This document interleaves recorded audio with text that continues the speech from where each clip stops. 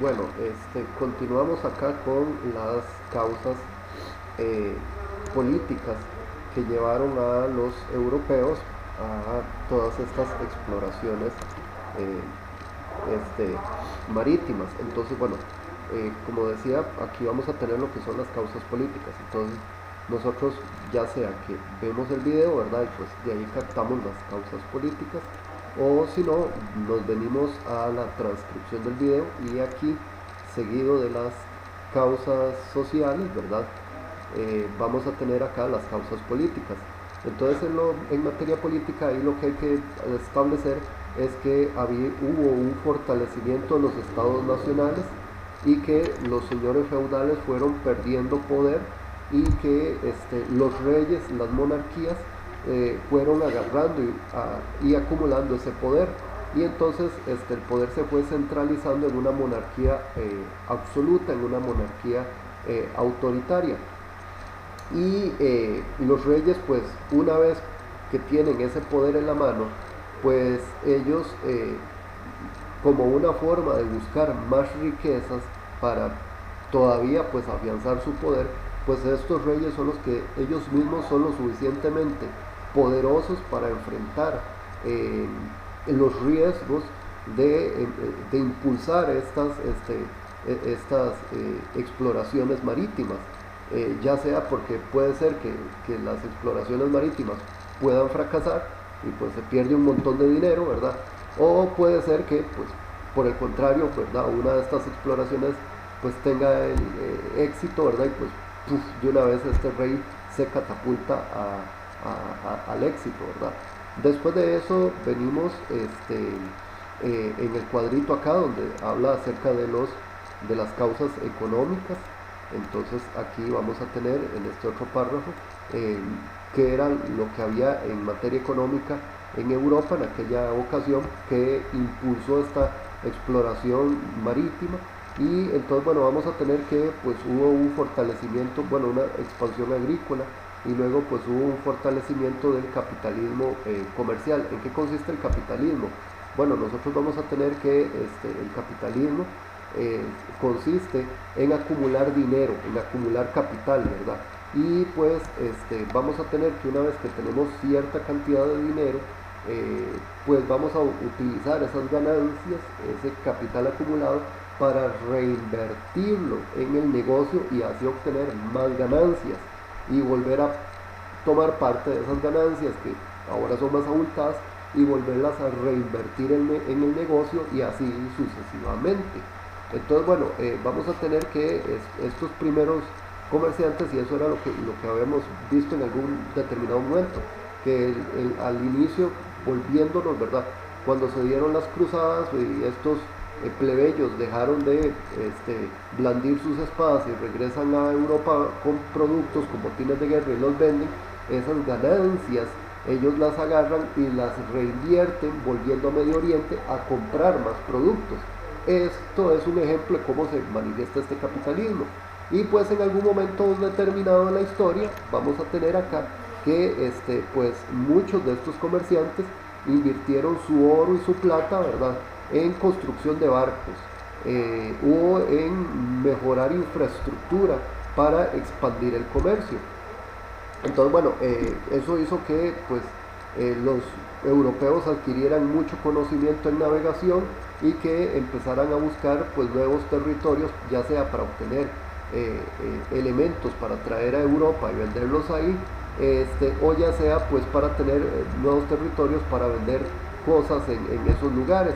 Y pues entonces todo esto va a influir en que haya, por decirlo de alguna manera, una sed de buscar nuevos territorios para colonizarlos y que sirvan para el comercio. Y luego vamos a tener acá las causas culturales de la expansión ultramarina. Entonces, bueno, nuevamente, ya sea que veamos el video o aquí vamos a tener la materia cultural en este otro párrafo. Entonces, bueno, aquí lo señalo en rojo. En aquel momento vamos a tener que en Europa se veía un movimiento denominado el Renacimiento, el cual pues inicia en el siglo XV en Italia, ¿verdad? Y pues vamos a tener que los hombres y las mujeres a partir de este renacimiento pues se vuelven más críticos, se vuelven más sedientos de conocimiento y vamos a tener que este renacimiento incentiva la curiosidad del ser humano. Entonces, bueno, por un lado tenemos la curiosidad, ¿verdad? Como dice en materia popular, ¿verdad? La curiosidad que mata al gato. Y por otra parte vamos a tener que esa misma curiosidad pues va a incentivar que lleguen una serie de nuevos inventos, los cuales van a ser aplicados a la navegación. Inventos de los cuales ya hemos hablado, como la brújula, la carabela, la nao, el sextante, el astrolabio, el nocturlabio, las cartas marítimas y así sucesivamente. Luego tenemos acá cuál fue el papel que jugó los nuevos adelantos científicos en la expansión comercial ultramarina europea. Bien, nosotros vamos a tener que digamos, a pesar de que se hubiera querido hacer estos viajes, pues si los barcos no lo hubieran permitido, si no hubiera habido digámoslo así, una manera de saber en qué parte del océano estamos, si no hubiera habido una certeza de que la Tierra era redonda, pues entonces estos viajes simple y sencillamente no se hubieran podido dar. Entonces, bueno, volvemos al mismo principio. Gracias a una serie de adelantos científicos, como la pólvora, que nos permite tener armas más letales, y entonces eso pues envalentonaba a estos marineros para que pudieran eventualmente enfrentarse contra diversos peligros, pues si no hubiera sido por las carabelas, ¿verdad? Y las naos, que eran naves más rápidas y que podían transportar más hombres, y que aparte de eso podían eventualmente transportar más carga, y que eventualmente podían navegar más largo y que podían resistir el embate de las olas y el viento del mar abierto, sin la brújula para poder orientarnos, y así sucesivamente. Pues simple y sencillamente estos viajes no hubieran podido llevarse a cabo en ese momento. Luego, ¿cómo inició la invasión? ¿Cómo incidió, perdón, la invasión de la ciudad de Constantinopla por parte de los turcos otomanos en el comercio de Europa? Bueno, vamos a tener que, aquí dice que Constantinopla, que esa era la capital del Imperio Romano de Oriente.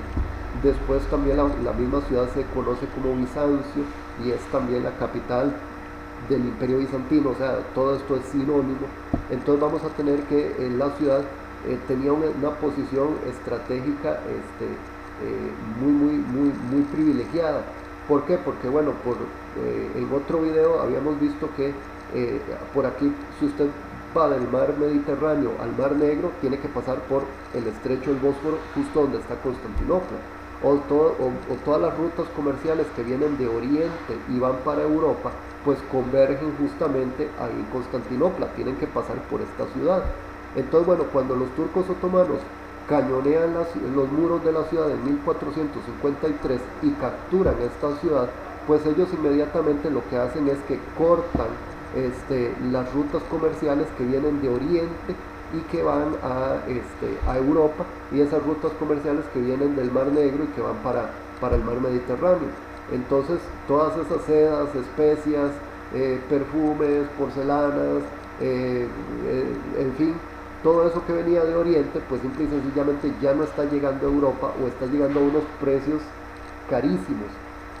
Por lo tanto, vamos a tener que se hace menester por parte de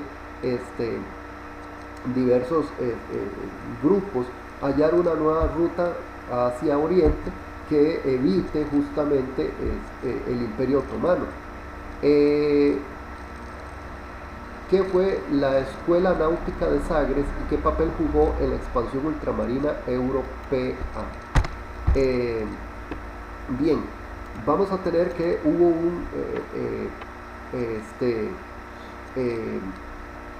un rey en Portugal que se llamaba Enrique. Entonces, eso fue en 1400, no recuerdo bien la fecha. Entonces, en medio de todo esto, pues por apodo se le decía a este rey Enrique el Navegante, porque él vino y en Portugal pues reunió a los cartógrafos más famosos de aquel momento, a los marineros más famosos de aquel momento, y él abrió, por decirlo así, una especie de instituto de investigación en materia de oceanografía y en materia de cartografía, ¿verdad?, de geografía, justamente para hallar una nueva ruta comercial. Es decir, este rey era lo suficientemente poderoso para agarrar y empezar todo este proceso de investigación, hacer la inversión para lograr toda esta fase de investigación, ¿verdad? Y entonces él abre este instituto de investigación, el cual se denomina Escuela Náutica de Sagres. Y pues aquí los mejores marineros, los mejores cartógrafos, todo este tipo de personas, pues en primer lugar llegan a la conclusión que la Tierra es redonda, y en segundo lugar pues van estableciendo nuevas rutas navegables con barcos, dándole la vuelta al continente africano, y pues eventualmente llegando a la India, justamente dándole la vuelta al continente africano. Luego vamos a tener esta otra pregunta: ¿cómo influenció la reunificación de España en la expansión ultramarina europea? Pues bien, vamos a tener que España en la Edad Media eran un montón de reinos, ¿verdad? Y esos reinos pues no eran lo suficientemente fuertes, vivían peleándose los unos contra los otros, y pues en medio de esta situación, dice el video que se fue dando una política en la cual los diferentes reyes de estos reinos españoles, el reino no sé, de Navarra, el reino de León, el reino de Castilla, el reino de Aragón, y así sucesivamente, se fueron agarrando y se fueron casando entre estas familias reales, y entonces pues las coronas se iban unificando. Al final vamos a tener que quedan dos, o sea, ya España está prácticamente casi que unificada, solo quedan dos reinos: el reino de Aragón con Fernando, ¿verdad?, y el reino de Castilla con Isabel. Y entonces pues cuando ellos dos se casan, pues entonces los dos reinos se pasan a formar un solo reino, y es ahí donde nace España. Y entonces esto permite que estos reyes sean lo suficientemente poderosos, número uno, para terminar de reconquistar el territorio español que había caído en manos de los árabes musulmanes, ¿verdad? Entonces ellos expulsan justamente en el año 1492 a los moros del reino de Granada, y pues ellos se hacen con todo el poder en España. Y la otra es que España ya se vuelve tan poderosa, los reyes estos se vuelven tan poderosos y ambiciosos que ellos bueno, en primer lugar, estos reyes, bueno, España ya tiene una tradición marina, ¿verdad? Entonces, bueno, vamos a tener que, pues para ellos se les hizo relativamente fácil, por decirlo de alguna manera, hacer esa adaptación o esa transición a buscar una ruta marítima hacia Oriente. Y entonces, bueno, es aquí donde estos reyes se vuelven lo suficientemente poderosos como para agarrar y invertir un dinero en una exploración como la que hizo Cristóbal Colón, ¿verdad? ¿Por qué? Bueno, porque aquí pasa lo siguiente: podía ser que efectivamente, o sea, Cristóbal Colón llega y primero que nada le dice al rey de Portugal, ¿verdad?, que él tiene una nueva ruta navegando hacia el oeste, en dirección, digámoslo así, en línea recta, ¿verdad?, y que pues ahí se iba a llegar a China o a Japón, ¿verdad? Entonces, pero el asunto es que Colón decía que la Tierra era más pequeñita de lo que realmente es. Entonces, que por eso, pues en cuestión de mes y medio, pues se podía agarrar y realizar todo el viaje, ¿verdad? Los reyes, el rey de Portugal, pues ya tenía todo ese bagaje de la escuela de Sagres, ya tenía todo ese bagaje de la Escuela Náutica de Sagres, y pues en medio de toda esta situación, entonces rechazó a Cristóbal Colón. Al final Cristóbal Colón, después de varios años de estar detrás de los reyes católicos, pues simple y sencillamente los reyes católicos vinieron y le hicieron caso, por decirlo de alguna manera. Entonces ellos invirtieron en esta aventura de Cristóbal Colón, la cual no necesariamente pues se sabía si iba a tener éxito o no iba a tener éxito.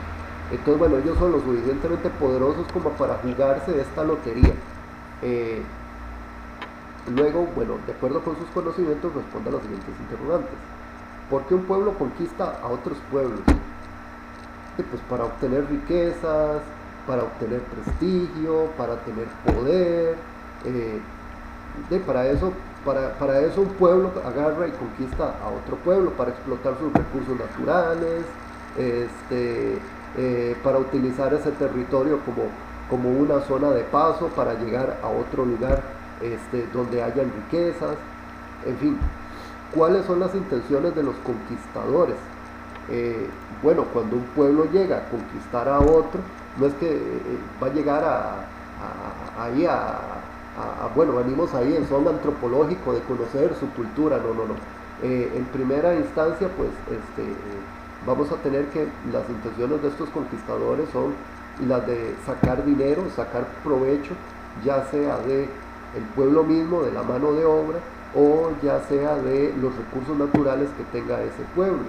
Y luego pues también dentro de estas intenciones, el pueblo conquistador generalmente pues tiene superioridad tecnológica, tiene una serie de condiciones que hace que contra el otro pueblo pues sea sojuzgado, ¿verdad? Entonces estos conquistadores pues sienten que son superiores étnicamente, son superiores desde el punto de vista tecnológico, y entonces comienzan a implantar la cultura del pueblo vencedor sobre la cultura del pueblo vencido. Entonces es ahí donde en el caso de los españoles, por ejemplo, bueno, de los europeos, comienzan a implantar sobre los pueblos conquistados el idioma, la religión y así sucesivamente. Bien, luego vamos a tener este material acá del Colegio Universitario de la UNED, del Colegio Estatal a Distancia. Bien, vamos a tener aquí donde se habla de los diferentes elementos que le garantizaban la ventaja a los españoles. En otras palabras, ¿por qué los españoles o qué ventajas tuvieron los españoles para conquistar a los pueblos indígenas en América Latina? Bueno, aquí vienen lo que son las ventajas tecnológicas, diferentes alianzas, la misma forma en que se organizaban los indígenas. Aquí vienen consecuencias de ese proceso de conquista, en fin. Bien, ahí viene toda esa información. Entonces, bien, aquí venimos a contestar lo que se nos pide. Con respecto a esa información, vamos a tener lo siguiente. Número 1. ¿Cuáles factores permitieron la conquista de los europeos sobre los pueblos aborígenes de América y Costa Rica? Vamos a tener lo siguiente. En primera instancia, o sea, ¿por qué los españoles los conquistaron tan fácilmente? Bueno, en primera instancia los españoles tenían la ventaja tecnológica. Entonces, mientras los españoles en una batalla, ¿verdad?, ellos utilizaban armas de acero, ellos utilizaban armaduras hechas de metal, mientras los españoles utilizaban armas de fuego, de escopetas, digámoslo así, arcabuces, lo que fuera. Bueno, y otra cosa es que los españoles traían caballos, ¿verdad? Y entonces, pues, básicamente un español de estos montado a caballo con una espada ahí volándole, ¿verdad? Pues es el equivalente a un tanque de guerra, ¿verdad? Entonces, bueno, esos elementos tecnológicos pues van a ir en contra de los indígenas. Los indígenas, ¿con qué se defienden? Digámoslo así. Bueno, los indígenas se defienden con arcos y flechas, con lanzas, a veces hechas de piedra, con cuchillos hechos de piedra, y pues los indígenas no cuentan con caballos, los ejércitos indígenas van a pie. Entonces, bueno, eso hace que pues, básicamente un enfrentamiento entre indígenas y españoles pues sea desigual, ¿verdad? Luego vamos a tener lo que son las alianzas en esta cuestión acá. Entonces, bueno, básicamente lo que tenemos es que muchos españoles, digamos, los pueblos indígenas muchas veces vivían en guerras unos contra otros. Entonces, los españoles cuando llegan, ellos, digámoslo así, la diplomacia española es más taimada en comparación con la indígena. Entonces, los españoles cuando llegan, pues los españoles advierten que hay grupos indígenas que están en contra de otros grupos indígenas. Entonces lo que hacen los españoles es lo siguiente: divide y vencerás. Y el otro principio es: el enemigo de mi enemigo es mi amigo. Entonces los españoles lo que hacen es que agarran, se hacen aliados de ciertos grupos indígenas, y pues con eso les permite agarrar y acabar con otros y conquistarlos. Una vez que ya tienen a otros grupos indígenas conquistados, pues a sus antiguos amigos, digámoslo así, sus antiguos aliados, pues ahora sí seguimos metiéndole la puñalada por la espalda, ¿verdad? Y los conquistamos a ellos. Y pues vamos a tener la organización indígena. Entonces, bueno, también vamos a tener que, como decía, pues los indígenas tienen una serie de rivalidades entre ellos, y esas rivalidades pues impiden que los indígenas se unan en un frente en común para luchar contra los españoles.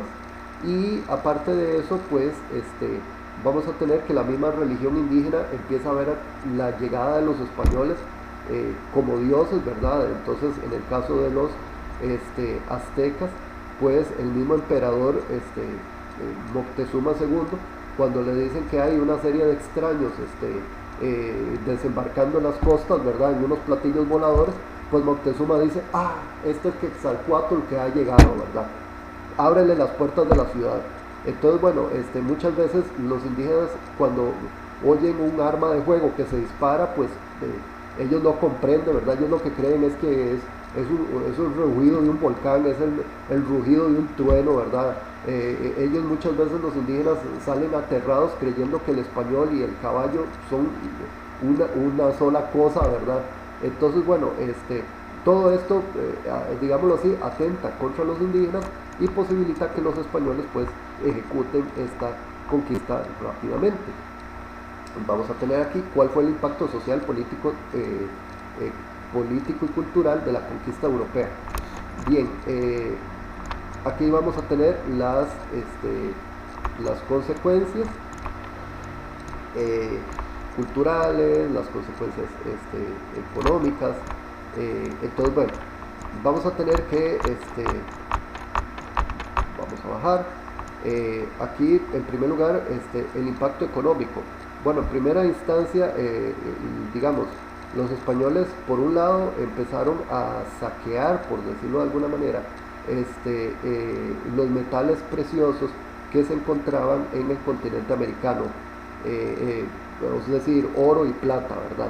Entonces, bueno, famosas fueron las minas en San Luis Potosí, en México, y las minas de Potosí en lo que hoy es Bolivia. Entonces, bueno, de ahí se sacaron toneladas de oro y de plata, ¿verdad? Después de eso, en materia, bueno, también una vez que el oro y la plata se terminan, pues entonces los españoles pasan a esclavizar a los indígenas bajo una serie de elementos como la encomienda, la mita y así sucesivamente. Luego vamos a tener el aspecto social. Tenemos que pues los españoles implantan los europeos implantan su cultura, ¿verdad? Entonces vamos a tener que los indígenas pierden su identidad, empiezan a perder su lenguaje, los indígenas empiezan a perder su religión, y los indígenas pues empiezan a adoptar la cultura y la religión europea. Y aparte de eso, pues también los indígenas empiezan a ser, digamos, la manera en que los indígenas se organizaban va a ser destruida, y los españoles comienzan a organizar a los indígenas en una manera totalmente diferente. Entonces, bueno, ¿cómo es esta manera diferente? Generalmente se agarraba a un grupo de indígenas y se encerraban, por decirlo de alguna manera, en un pueblo de indígenas llamado Reducción. Aquí en Costa Rica, pueblos de indígenas, o reducciones, ¿verdad? Ejemplos son, bueno, Cod, Quircot, ahí en Cartago, Ujarrás, Orosi, lo que hoy es Santa Ana, eso se llamaba Pacaca, Acerrí, en fin, esos eran de estos famosos pueblos indígenas para el contexto costarricense. Y bien, después de eso seguimos aquí. ¿Cuál fue el efecto de la sociedad, perdón, cuál fue el efecto en la sociedad y la cultura del proceso de evangelización y conversión durante la conquista europea? Bien, nosotros pues vamos a tener que pues digamos una herramienta de los europeos para conquistar a los pueblos indígenas fue justamente la iglesia católica, ¿verdad? Entonces, bueno, vamos a tener que los sacerdotes católicos pues muchas veces a ojos de ellos veían las creencias de los indígenas como una cuestión demoníaca, ¿verdad? Diabólica, y entonces había que acabar con eso. Entonces, en medio de toda esta situación, pues a pura punta de maltratos muchas veces, pues los indígenas poco a poco van dejando su religión, sus creencias religiosas de lado para ir adoptando las creencias religiosas occidentales. Ok, luego venimos acá, esto es ya como el final.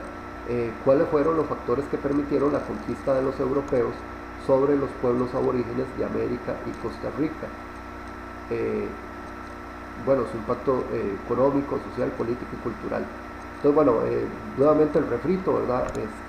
Vamos a tener que los europeos pues tenían una superioridad tecnológica, ¿verdad? Entonces ellos contaban con armas de fuego, contaban con caballos, contaban con armaduras de acero, entonces pues tal vez una piedra le pegaba en el casco de acero de un español y nada pasaba, ¿verdad? Una flecha le pegaba en el pecho de la armadura de un español y nada pasaba, ¿verdad? Entonces, bueno, en cambio los indígenas nuestros, pues lo único que contaban eran con arcos, con flechas, con lanzas, una cosa que se llama atlatan, cuchillos de obsidiana.